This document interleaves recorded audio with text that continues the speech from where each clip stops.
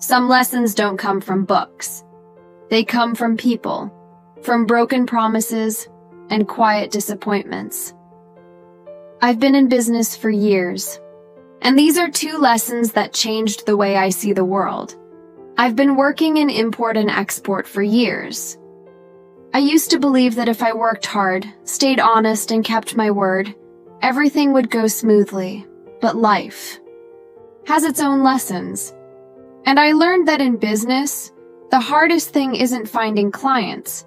It's finding people who mean what they say. I once signed a contract with a factory. They spoke so well, professional, confident, and they had modern machines, solid techniques. I truly thought I had found a trustworthy partner.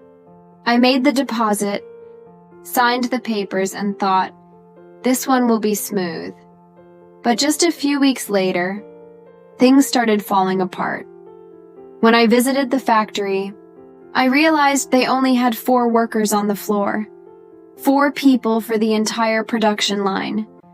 The owner promised to hire more soon, and I believed him. I even rolled up my sleeves and helped.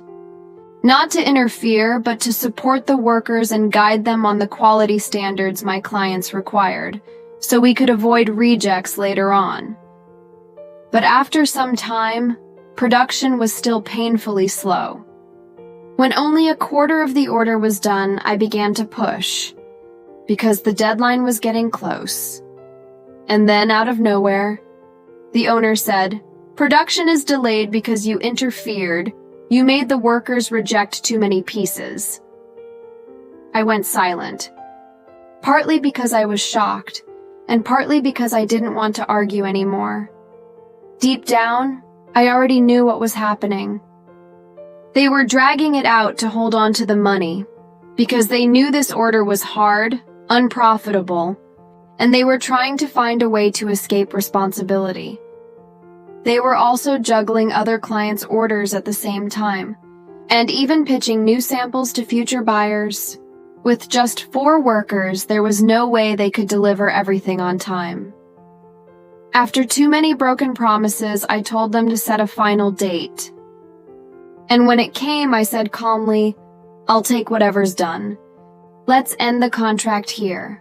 No shouting, no arguments, just quiet disappointment." They had only completed half the order. I wasn't angry anymore, just sad. Sad because they chose to protect their pride instead of their integrity. When I asked for partial compensation for the losses, they turned around instantly saying, "If you don't pay in full, you won't get the goods," I sighed. They were clearly violating the contract. But I paid, not because they deserved it, because I wanted to free myself from a partnership that no longer had honesty. That experience taught me a lot.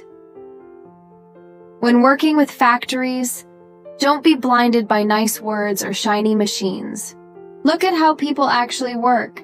If a factory has too few workers, it doesn't matter how advanced their equipment is. Delays are inevitable. And sometimes, the simplest setups, with people who truly care, deliver faster and better results. Most importantly, I learned never to step into someone else's production process again. Even if your intentions are good, just one misunderstanding can turn you into the problem. I genuinely wanted to help them improve, but they chose to misunderstand. And that day I realized, in business just like in life, good intentions can't fix someone who lacks sincerity.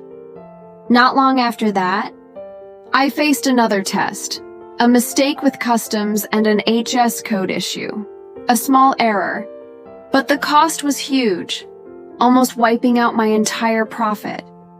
I tried to explain, to reason, to submit all the papers, but logic didn't seem to matter anymore. In a place where fairness should exist, I saw how easily it could be bought and sold. I wasn't angry about losing money. I was hurt, because I realized that even truth could be twisted when power sits on one side of the table. That night, I sat alone at my desk, staring at the soft light on the papers, feeling a strange emptiness. I asked myself, I've worked so hard, done everything right, so why does this still feel so unfair? Then I remembered a Buddhist saying, when you can't change the situation, change the way you see it. So I did. I stopped asking why and started learning how to stay calm when things go wrong, how to breathe through the unfair parts of life, how to keep kindness without being naive. I can't control what others do, but I can always choose how I respond. So I choose peace, even when it costs me something. I choose integrity, even when it's harder, because at the end of the day, money can be earned back, but peace of mind must be protected. Now, when I look back, I don't feel anger anymore, only gratitude.